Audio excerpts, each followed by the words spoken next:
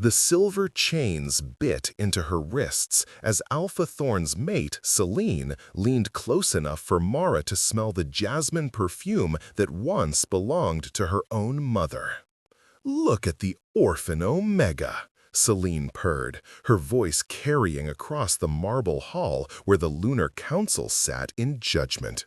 She actually thought she could challenge pack law because she felt something was wrong. "Tell me, little reject, did your wolf whisper those delusions, or have you always been this pathetically desperate for attention? Wait before the next revelation unfolds. If this mystery has already captivated you, let us know where you're following this story from. To ensure you don't miss unexpected claims, broken bonds, or awakenings under the moon, subscribe and stay close. Now, back to the scene." Mara kept her eyes fixed on the ancient moon seal carved into the floor, refusing to give them the satisfaction of her tears. The 12 council members watched with expressions ranging from boredom to thinly veiled contempt. She'd known this was how it would end the moment she'd spoken up about the missing Omegas from the outer territories. No one cared about wolves who had nothing, who were nothing. The accused has disrupted pack harmony with baseless accusations. Councillor Vex droned, his jowls quivering. 3 times she's appeared before us with these fantasies of conspiracy. The missing wolves are runaways, nothing more. "They're not runaways." Mara's voice cracked but didn't break. 17 Omegas in 6 months, all from families with no status to demand investigations. If they were alphas, you have mobilized every— Alpha Thorn's hand cracked across her face hard enough to snap her head sideways. The chains rattled. Blood filled her mouth with the taste of copper and humiliation. "You will address the council with respect," he growled, but there was something else in his eyes, something that looked almost like fear, quickly masked. "Or you will not address them at all." Selene laughed, the sound like breaking glass. "My mate is too merciful. I say we make an example of her. Strip her rank, what little she has. Cast her out." Murmurs of agreement rippled through the council chamber. Mara's wolf whimpered inside her chest, a weak, broken sound. She'd always been small for a shifter, always struggling with transformations that left her exhausted for days. The pack had tolerated her only because her mother had once been a healer of some renown before the fever took her when Mara was 12. "The council has deliberated," Councillor Vex announced, rising from his seat with theatrical gravity. "Mara Thornwood, you are hereby stripped of pack protection. You have 48 hours to remove yourself from Silvercrest territory. Should you return, you will be treated as a rogue and dealt with accordingly." The words hit like physical blows. Packless. She would be packless. "Kneel," Selene commanded, her voice sharp with triumph. "Kneel and beg for mercy. Perhaps we'll let you stay as an Omega servant. You could clean my chambers, fetch my things. It's more than you deserve." Every wolf in the room was watching. She could feel their judgment, their pity, their satisfaction at seeing someone lower than themselves brought even lower. The silver chains burned against her skin, and her wolf was so quiet now, barely a whisper of presence.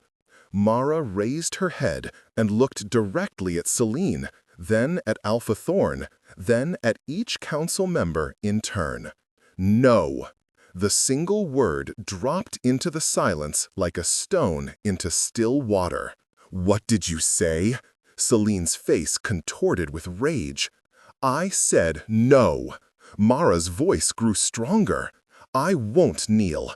Not to you, not to him, not to any of you who let wolves disappear because they don't matter enough to protect. You can strip my rank, you can exile me, but you can't make me bow to corruption." Alpha Thorn moved toward her, his wolf flashing in his eyes, but Counselor Vex held up a hand. "Let her go with her pride," he said coldly. "It's all she has left, and it will make her death in the wild that much more poetic. Guards, remove the chains and escort her to the border." The silver fell away, leaving angry red welts on her wrists. 2 guards gripped her arms, not gently, and began dragging her toward the massive oak doors. Mara didn't struggle. She kept her spine straight, her head high, even as Selena's mocking laughter followed her out. The last thing she heard before the doors closed was Alpha Thorn's voice, low and tight. "Make sure she's gone by nightfall." The forest at the border was thick and dark, the kind of darkness that swallowed sound. Mara stood at the edge of Silvercrest territory, with nothing but the clothes on her back and a small bag one of the kinder Omegas had pressed into her hands as she'd been marched through the compound. Inside, 2 protein bars, a water bottle, and a folded piece of paper with an address scrawled on it. "If you need help, go here. Don't trust Silvercrest. M." She didn't know who M was, but right now, kindness from a stranger felt more valuable than anything her former pack had ever given her. Her wolf stirred weakly.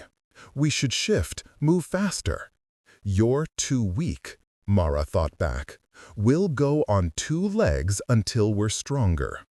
The address led to a human city 3 territories away, Thornhaven, a neutral zone where shifters and humans coexisted under strict non-aggression laws. It would take her at least 2 days of walking to get there, longer if she had to avoid packlands. She started walking. The first night, she slept in a hollow tree, jerking awake at every sound. The second day, she traded her jacket to a rogue wolf for information about safe passage routes. He'd looked at her with something like pity, which was worse than contempt. "You're the one from Silvercrest," he said, not a question. "Word travels fast. They're calling you the foolish Omega." "Let them call me what they want." Head grinned at that, showing too many teeth. "I like you. Try not to die out here." By the time she stumbled into Thornhaven 3 days later, she was exhausted, starving, and fairly certain she'd never been more alone in her life. The address led to a small apartment above a bookshop, and the door opened before she could knock. The woman who stood there was maybe 40, with silver threading through her dark hair and eyes that missed nothing. "You must be the one Morgan sent. Come in before someone sees you." Mara nearly collapsed across the threshold. "You know Morgan?" Everyone in the network knows Morgan. The woman, she introduced herself as Ada, helped Mara to a worn couch. "She helps Omegas who've been thrown out, or who've run. You're not the first to come through that door, and you won't be the last." "Network?" Mara's head was swimming. "Rest first, then we'll talk." Ada pressed a glass of water into her hands and disappeared into the kitchen. The smell of cooking food made Mara's stomach clench painfully. She must have dozed off because the next thing she knew, Ada was shaking her awake. "Eat," she commanded, setting down a plate of pasta. "Then tell me everything." Mara ate like she was dying, then told Ada about the missing Omegas, about the Council's dismissal, about the exile. Ada listened without interrupting, her expression growing darker with each detail. 17 in 6 months, Ada repeated when Mara finished. "And always Omegas with no family to make noise. That's not random." "That's what I said. No one believed me." "I believe you." Ada leaned forward, her voice intense. "Because you're not the first person to notice this pattern. There have been disappearances in other territories too. Small numbers, easy to dismiss as runaways or rogues, but when you add them up across the territories, she pulled out a map marked with red dots. Over 100 Omegas in the last 2 years. Mara felt cold all over. 100? We think someone is taking them. We don't know who or why, but the pattern is clear once you know to look for it. And every time someone gets close to proving it, they either disappear themselves or get silenced some other way. Ada's eyes met Mara's, like being exiled. Alpha Thorn knew. The realization hit her like ice water. He knew I was right. That's why he shut me down so hard. It's possible, or he's just a coward who doesn't want to admit there's a threat he can't control. Ada rolled up the map. Either way, you can stay here as long as you need. I have connections. I can help you find work, build a new life. I don't want a new life. Mara stood, feeling her wolf stir with more strength than it had shown in days. I want to find out what's happening to those Omegas, and I want to make sure everyone who dismissed me has to see that I was right. Ada smiled, and it was fierce. Then you're going to need training and allies. Lucky for you, I know where to find both. The training was brutal. Ada connected Mara with a former enforcer named Cade who'd left his pack after they'd ordered him to do something that violated his conscience. He was massive, scarred, and completely uninterested in coddling her. Your wolf is weak because you've been taught to suppress her, he said, on the first day, circling her like prey. Omegas in traditional packs are conditioned to be small, quiet, submissive. It's not natural, it's control. We're going to undo that conditioning. How? By making you angry enough to fight back. He'd shifted and lunged at her, and Mara's wolf had exploded out of her in a panicked transformation that left her panting on all fours. She was small in wolf form, gray and slight, where Cade was a massive black beast, but her teeth were sharp and her instincts were good. They trained every day for weeks. Cade taught her to fight dirty, to use her size as an advantage rather than a limitation, to trust her wolf's instincts instead of suppressing them. Ada taught her about pack politics, about the underground network of wolves who didn't fit into traditional pack structures, about how to read people and situations. The Lunar Council meets 4 times a year, Ada explained one evening over dinner. The next session is in 2 months. There's always a grand assembly before the council convenes. Alphas from all the major packs attend, along with delegates and petitioners. So that's your chance. If you can present evidence to the full assembly, they can't dismiss you as easily, especially if you have testimony from multiple territories. They'll never let me in. I'm exiled. Ada smiled. Not if you're sponsored by an alpha. And I happen to know one who owes me a very large favor. Alpha Kieran of Shadowpine was nothing like Alpha Thorn. Where Thorn was all posturing and barely controlled aggression, Kieran was quiet, watchful, with eyes that seemed to calculate a dozen strategies before speaking.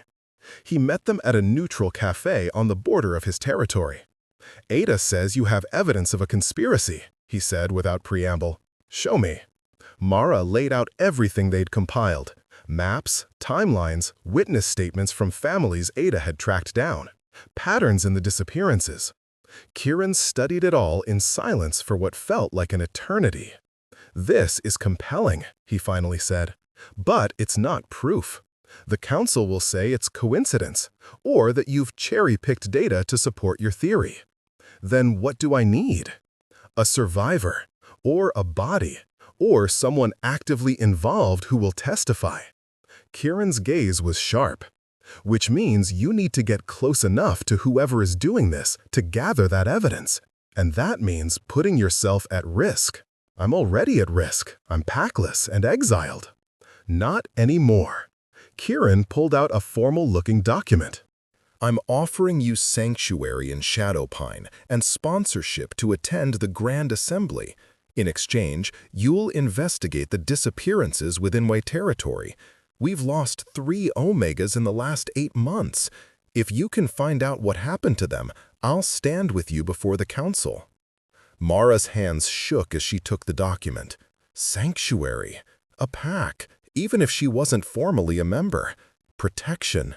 "Why are you doing this?" she asked. Kieran's expression softened slightly. "Because 10 years ago, my sister disappeared. The council called her a runaway. I've never stopped looking for her. If there's even a chance this is connected," he stood. "Find the truth, Mara, whatever it costs." Shadow Pine territory was everything Silvercrest wasn't. Wild, rugged, with wolves who looked at her with curiosity rather than contempt. Kieran set her up in a small cabin on the edge of the main compound and gave her access to all the information he had on the missing Omegas. The first was a young woman named Lily, 19, who'd vanished while gathering herbs in the forest.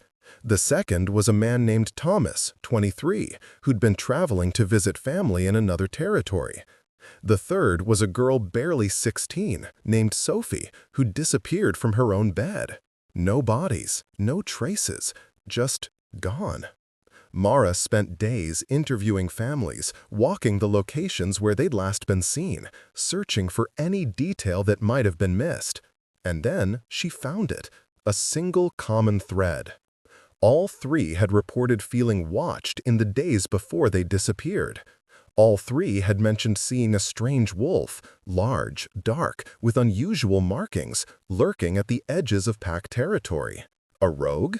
Kieran asked when she brought him the information. "Maybe. Or someone who wants us to think they're a rogue." Mara spread out her notes. "The pattern is too clean. Rogues are chaotic, opportunistic. This is planned. So, we set a trap." Mara looked up at him. "Using what?" Kieran's expression was grim. "Someone vulnerable. Someone who fits the profile. Someone who can defend themselves if it goes wrong."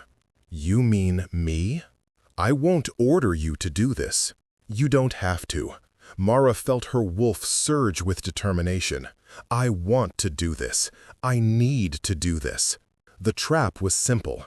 Mara would make herself visible and alone, following the same patterns as the missing Omegas. Kieran would have enforcers stationed nearby, ready to move in the moment something happened. It was dangerous, but it was their best chance. For 3 nights, nothing happened. Mara walked the forest paths, gathered herbs, made herself an easy target. Her wolf was on high alert, every sense straining for danger. On the 4th night, she felt it, eyes on her back, a presence in the shadows that didn't belong. She kept walking, heart pounding, trusting that Kieran's wolves were close enough to help if needed.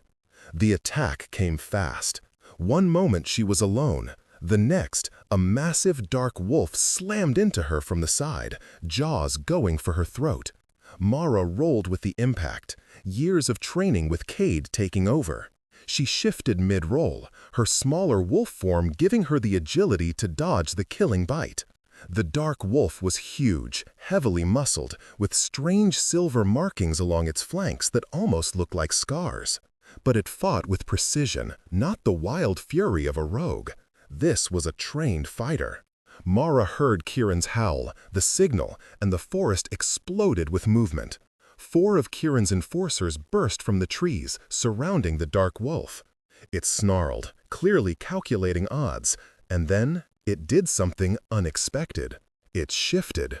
The man who stood there was maybe 30, with the same silver scars running down his arms and chest. His eyes were wild, desperate. "I'm sorry," he gasped. "I'm so sorry. They have my daughter. They said if I didn't bring them Omegas, they'd kill her." Mara shifted back, standing naked and furious in the moonlight. Someone tossed her a blanket. "Who has your daughter? Who's behind this?" "I don't know names. Faces, maybe. They wear masks." The man, his name was Daniel, collapsed to his knees. "Please, I never wanted to hurt anyone. But she's only 6. What would you do if it was your child?" Kieran stepped forward, already dressed. "Where do you take them?" An old warehouse at the edge of neutral territory, near the abandoned mill. They transfer the Omegas there, then take them somewhere else. I don't know where. I swear I don't know. How many are there? At least a dozen, maybe more. They're well-armed, well-organized. This isn't just some rogue operation. This is funded, professional. Mara felt cold all over. We need to get to that warehouse, if they're still holding Omegas there. It's too dangerous, Kieran said. We need to plan, bring in more wolves. By the time we plan, they'll be gone or dead. Mara met his eyes. We have to go now. Kieran looked like he wanted to argue, but something in her expression stopped him. Fine, but we do this smart. Daniel, you're going to lead us there and pray that we find your daughter alive. If this is a trap, it's not. I swear on my life it's not. The warehouse was exactly where Daniel said it would be, a hulking shadow against the night sky. Mara could smell blood and fear and something chemical that made her wolf recoil. They'd brought 8 wolves total, Kieran and his best enforcers, plus Mara and Daniel. There are guards at the north and east entrances, Daniel whispered. The Omegas are kept in the basement. My daughter should be in a room on the 2nd floor, but I've only seen it once. Split up, Kieran ordered. Team 1 takes the north entrance, Team 2 the east. Mara, you're with me. We go in fast and hard, get the Omegas out first, worry about prisoners second. Mara's heart was hammering, but her hands were steady. This was what all the training had been for, this moment. They moved like shadows, taking down the guards with brutal efficiency. The warehouse interior was a nightmare of cages and chains. Mara counted at least 15 Omegas in the basement, some unconscious, some crying, all terrified. Get them out, Kieran commanded, and his wolves moved to break open the cages while he and Mara pushed deeper into the warehouse. They found the office on the 2nd floor, and that's where everything went wrong. Alpha Thorn stood behind the desk, papers spread in front of him, looking for all the world like a man who'd been expecting them. Next to him stood Counselor Vex and 3 other wolves Mara didn't recognize. "Hello, Mara," Thorn said pleasantly. "I knew you couldn't resist playing hero." Kieran shifted to attack, but wolves dropped from the rafters, surrounding them. Too many to fight. This had been a trap, after all. "You're behind this?" Mara couldn't believe it. "You've been taking your own pack members?" "Not just mine. Omegas from across the territories. Weak wolves who won't be missed."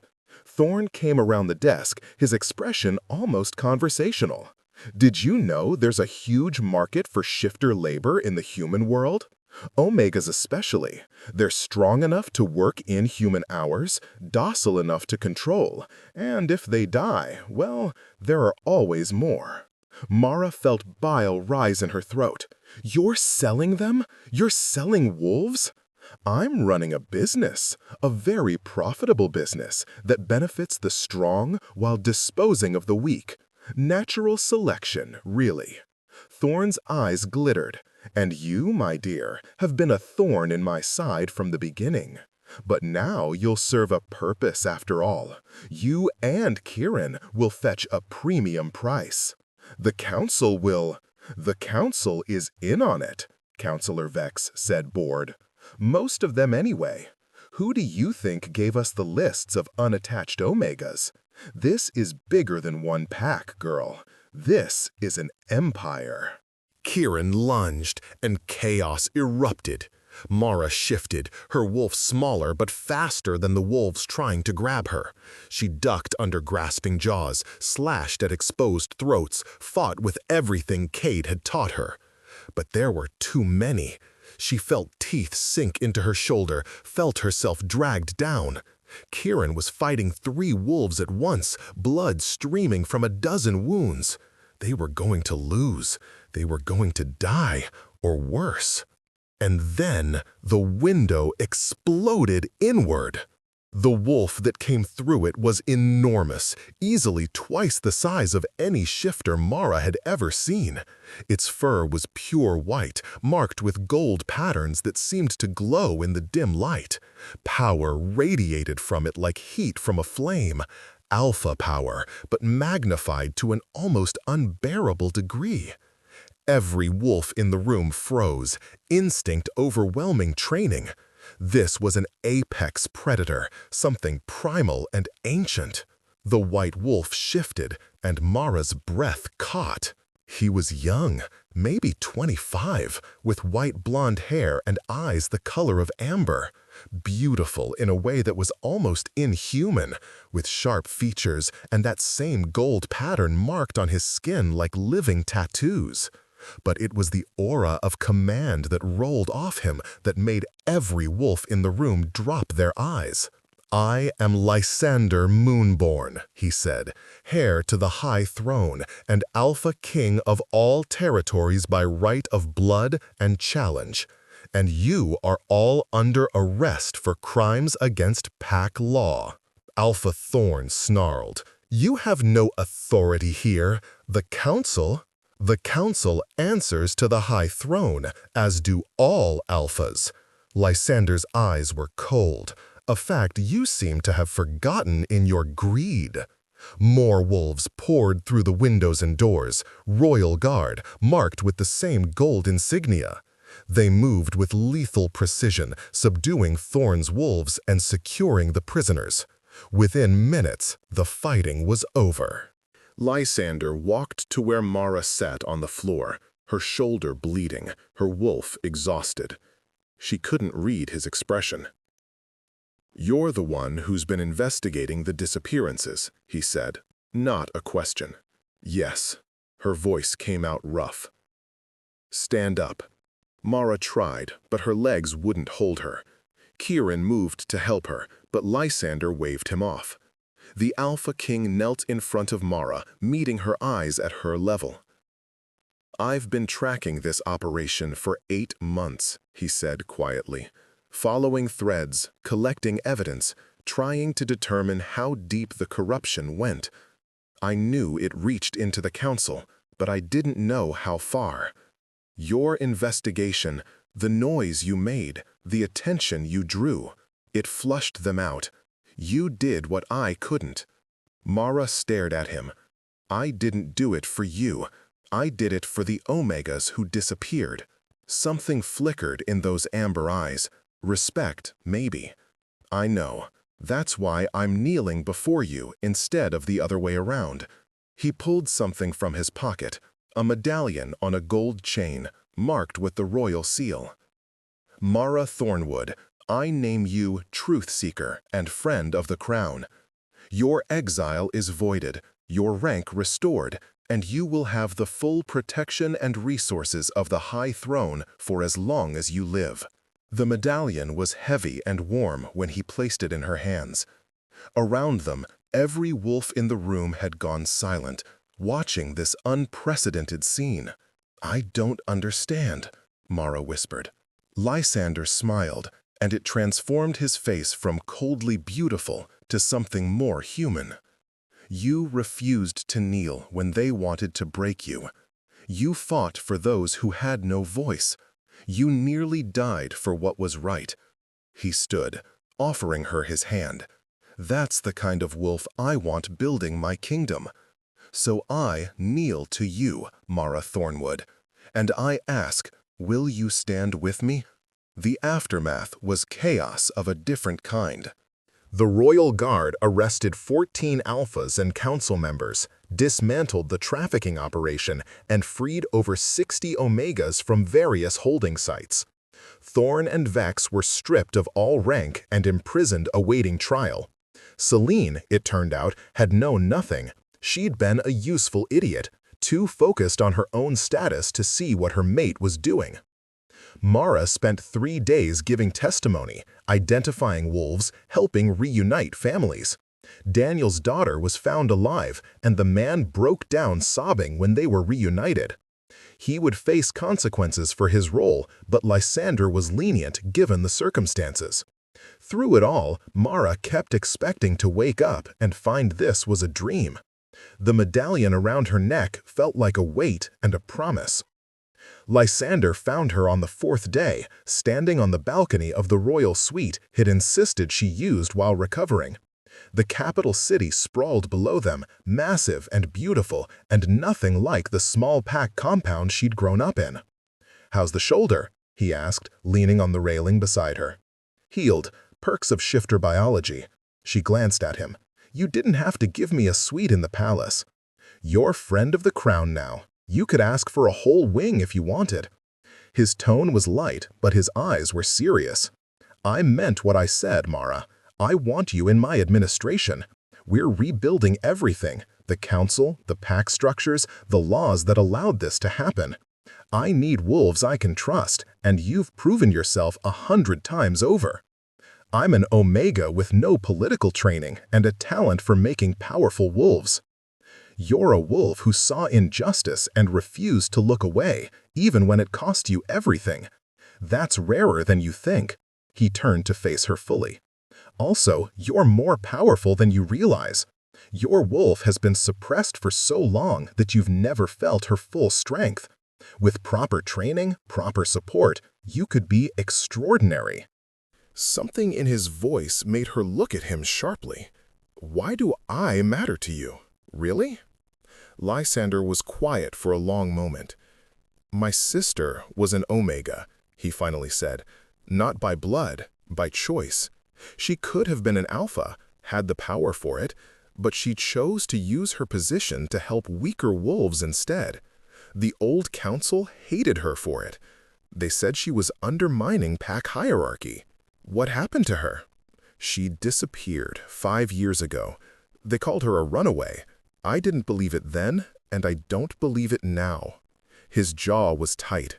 "I've been searching for her ever since. And when I heard about your investigation, about the pattern you'd identified, I knew you'd found what I'd been looking for. You think she was taken by Thorn's operation? I don't know. Maybe. We haven't found any record of her. But if she was taken before Thorn formalized his system," Lysander's hands gripped the railing, "I may never know what happened to her. But I can make sure it never happens to anyone else. And I can honor what she stood for by building a kingdom that protects wolves like her, like you." Mara felt something shift in her chest. This powerful, untouchable Alpha King was just a man who'd lost his sister and was trying to make meaning from the loss. She understood that. "I'll help you," she said, "however I can." Lysander smiled, and this time it reached his eyes. "Good. Because the Grand Assembly is in 2 weeks, and I'm going to need someone to present evidence who the Alphas can't ignore or dismiss. Someone who lived through their corruption and survived. You want me to speak before the Assembly? I want you to show them what courage looks like, what truth looks like." Lysander held out his hand. "Stand with me, Mara. Help me build something better." She took his hand, feeling the warmth of his skin, the strength in his grip.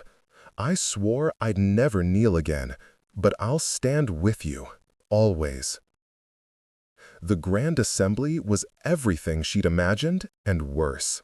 Hundreds of Alphas filled the Great Hall, their power pressing against her wolf like a physical weight. The Lunar Council, what was left of it after the arrests, sat on their raised dais, looking diminished and nervous. Mara wore formal attire, black pants, a silver tunic, and the medallion of her new position prominently displayed.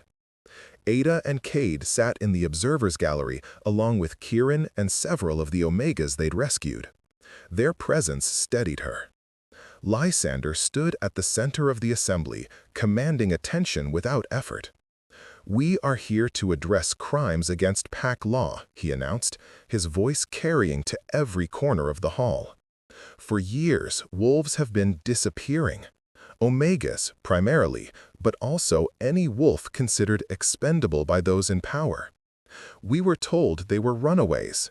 We were told it was bad luck, or personal choice, or the dangers of rogue life."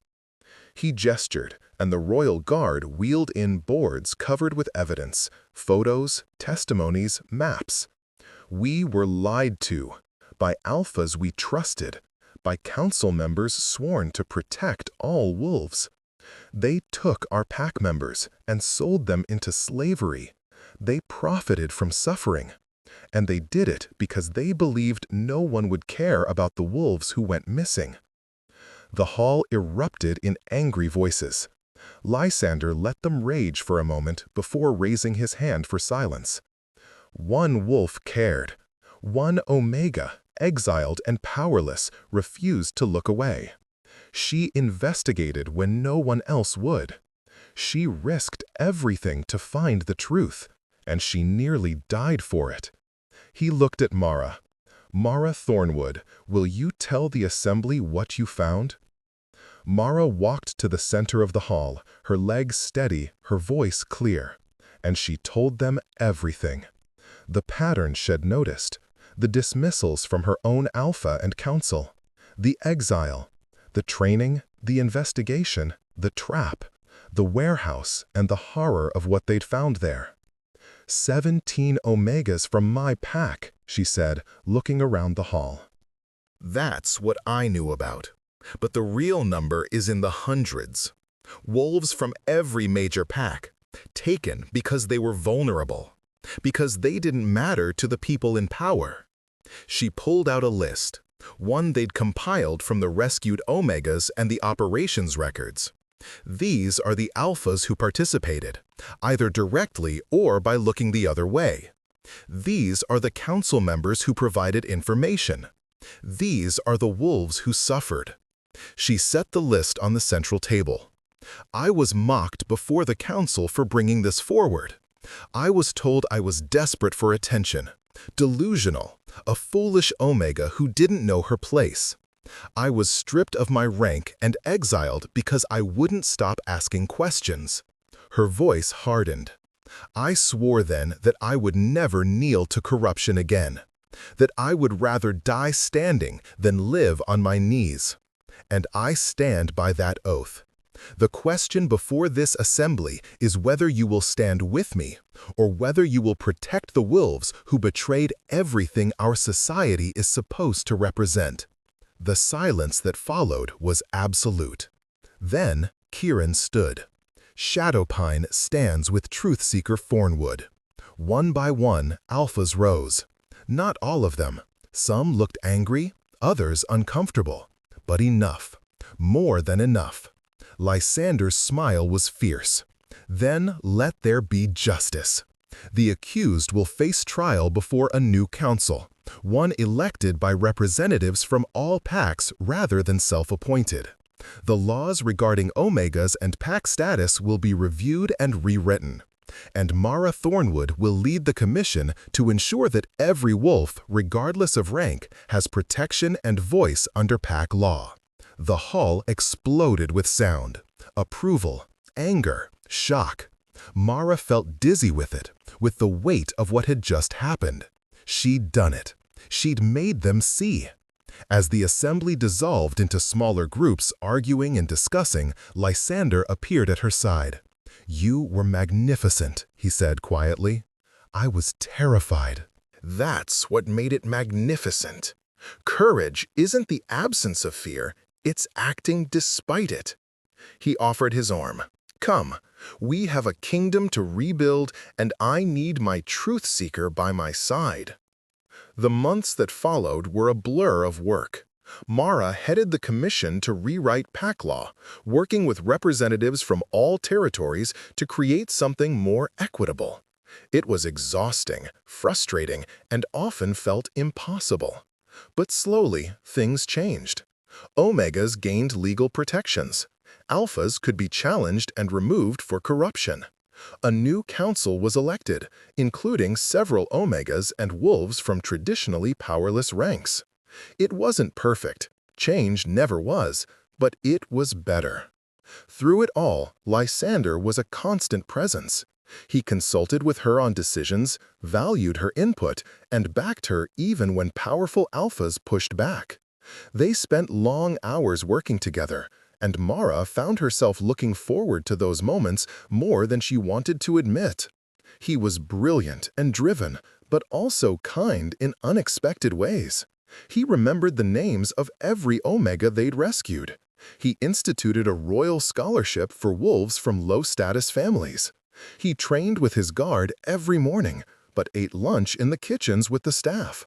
He was everything an Alpha King should be, and it made Mara's heart ache in ways she didn't quite understand. 6 months after the Grand Assembly, Lysander found her working late in her office, surrounded by proposed legislation and testimony transcripts. "You're going to burn out," he said, setting a cup of tea on her desk. "I'm fine." "Mara." He pulled up a chair, his expression serious. "You've done more in half a year than most wolves accomplish in a lifetime. You're allowed to rest. There's too much to do. There will always be too much to do. That's the nature of this work." He reached out, carefully moving a stack of papers aside. "But you matter more than any legislation. If you destroy yourself in the process of saving others, what have we gained?" Mara set down her pen, suddenly exhausted. "I just keep thinking about all the wolves we didn't save, the ones who disappeared before we stopped it. Your sister." She stopped, seeing pain flash across his face. "I think about her every day," Lysander admitted, "but I've had to make peace with the fact that I may never know what happened. What I can do is make sure her ideals live on, through you, through the laws we're creating, through every Omega who now has a voice." He paused. "She would have liked you, I think. Tell me about her." So he did. Her name had been Arya, and she'd been fierce and gentle in equal measure. She'd run an underground network helping abused Omegas escape bad situations. She'd challenged her father, the previous High King, on his policies. She'd believed that strength should be used to protect, not dominate.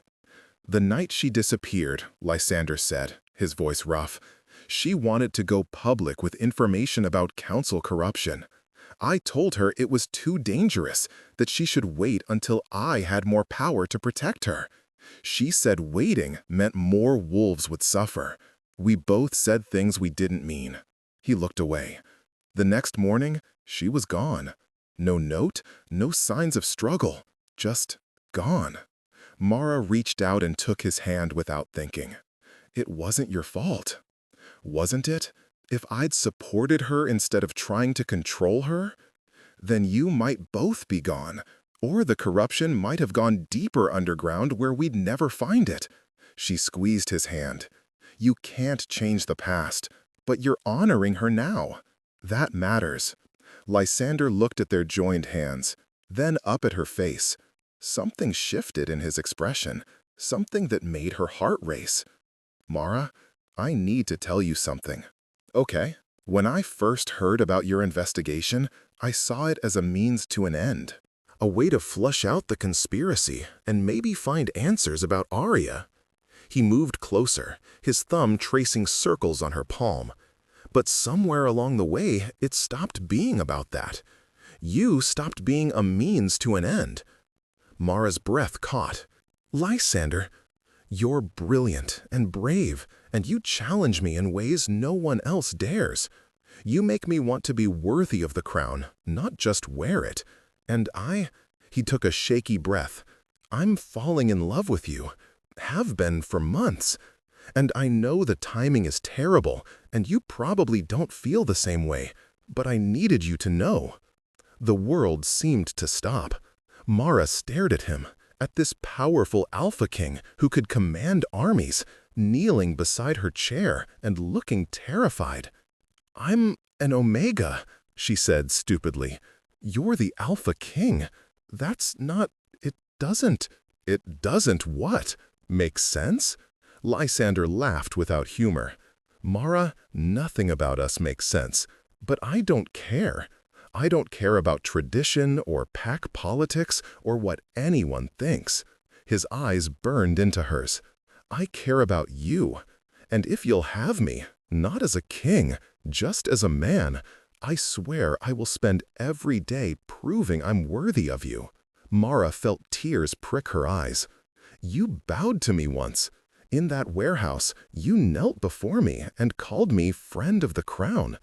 No one had ever shown me that kind of respect before. You deserved it. You deserve everything." "I swore I'd never kneel again," she said, her voice breaking. "But I never said anything about falling." She cupped his face in her hands. "I'm falling too, Lysander. I've been falling since the moment you crashed through that window like some avenging angel. I just didn't think that a king could love an Omega." His smile was tender. "Maybe that's exactly what this kingdom needs to see. That strength comes in many forms. That love doesn't follow rank." Mara kissed him then, soft and careful and full of promise. He made a sound low in his throat and pulled her closer, deepening the kiss until she was dizzy with it. When they finally broke apart, both breathing hard, Lysander pressed his forehead to hers. "Marry me," he whispered. "That's insane! We've never even—" "I don't care. Marry me. Be my queen. Help me build this kingdom into something Arya would be proud of, something we can both be proud of." He pulled back just enough to meet her eyes. "I'm not asking as a king.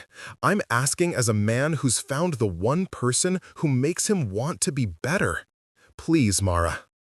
She should say no, should be practical and careful and think about the political ramifications. But she'd spent her whole life being careful, being small, trying not to make waves. And where had it gotten her? "Yes," she said, feeling wild and free. "Yes, I'll marry you." Lysander's whoop of joy was decidedly unkingly. He spun her around the office, both of them laughing like children. When he finally set her down, his eyes were bright with unshed tears. "I'm going to make you so happy," he promised, "every day for the rest of our lives." "You already do," Mara said, and meant it. The announcement of their engagement caused exactly the uproar Mara had expected. Traditionalist alphas complained that an Omega queen would undermine pack hierarchy. Some called it a political stunt, others a scandalous love affair. The gossip was vicious and unrelenting. Mara ignored it all. She had work to do. The trials of the corrupt alphas and council members took 3 months. Thorn and Vex were both convicted and sentenced to life imprisonment. Others received varying sentences based on their level of involvement. The families of the victims were given reparations, though no amount of money could truly compensate for what they'd lost. Through it all, Lysander stood by Mara's side, making it clear that anyone who disrespected his chosen mate would answer to him personally. Gradually, the criticism faded. It helped that Mara proved herself invaluable.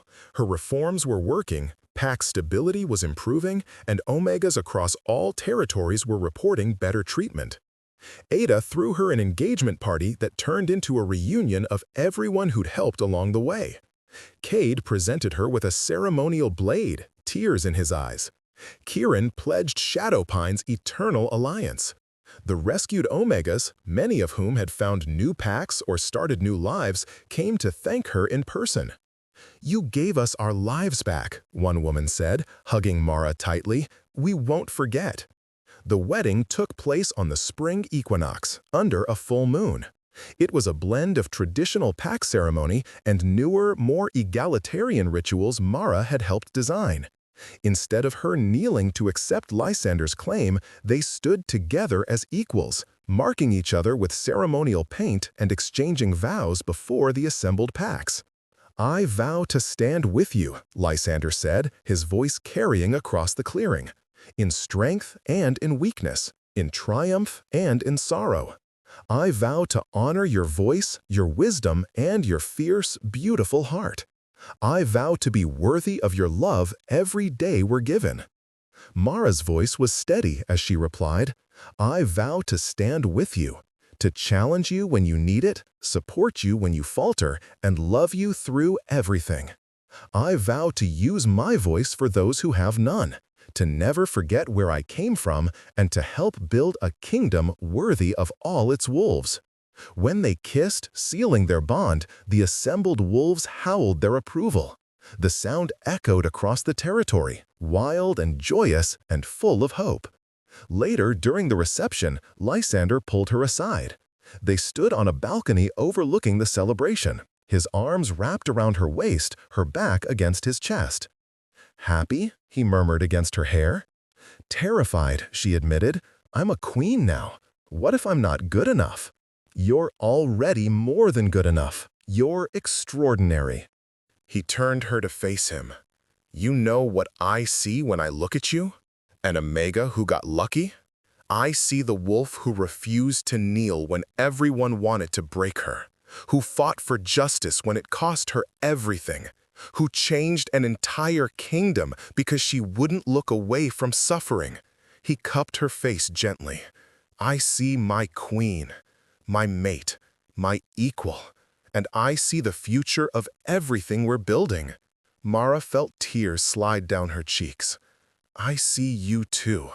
Not the king, the man who kneels before those who need lifting up, who honors strength in all its forms, who loved me when I was nothing." "You were never nothing," Lysander said fiercely. "You were always everything. The world just needed to catch up." They kissed again, soft and slow, as the celebration continued below them. Somewhere in the crowd, Ada and Cade were probably embarrassing her with stories. Kieran was likely making political alliances. The rescued Omegas were dancing, free and safe and alive. "We have so much work ahead," Mara said when they finally broke apart. "The reforms are just beginning. There are still wolves who resist change, still injustices to fix." "I know," Lysander smiled. "But we'll face it together, and we'll win, because we have something they don't." "What's that?" "We have each other. We have hope, and we have proof that change is possible." He took her hand, pressing a kiss to her knuckles. "You changed everything, Mara. You changed me, and now we get to change the world." Down below, someone called for the king and queen. Duty was waiting, as it always would. But for this moment, they were just two wolves who'd found each other in the darkness and chosen to build something better together. "Ready?" Lysander asked, offering his arm. Mara took it, feeling her wolf settle contentedly in her chest. She'd sworn never to kneel again, and she'd kept that promise. She stood tall now, not because someone granted her permission, but because she'd claimed that right for herself. And she would spend the rest of her life making sure every wolf in the kingdom could do the same. "Ready?" she said, and together they walked back into the light. Years later, when historians wrote about the reformation of Pack society, they would mark its beginning with the day an exiled Omega stood before the Lunar Council and refused to bow. They would write about the corruption she exposed, the king who supported her, and the kingdom they built together. But they would miss the most important part, the quiet moments between world-changing events, the late nights working side by side, the arguments and reconciliations, the way Lysander still kneeled to tie her shoes when she was too pregnant to bend over comfortably, the way Mara still challenged him in council meetings, never letting him grow complacent, the way they raised their children, 3 pups, all taught that strength meant protecting others, not dominating them. They would miss the small rebellions, Omega advisors in positions of power, alphas kneeling to those they'd wronged, laws that valued compassion over dominance. They would miss the way pack culture slowly shifted, one wolf at a time, one choice at a time, towards something better. But Mara and Lysander knew.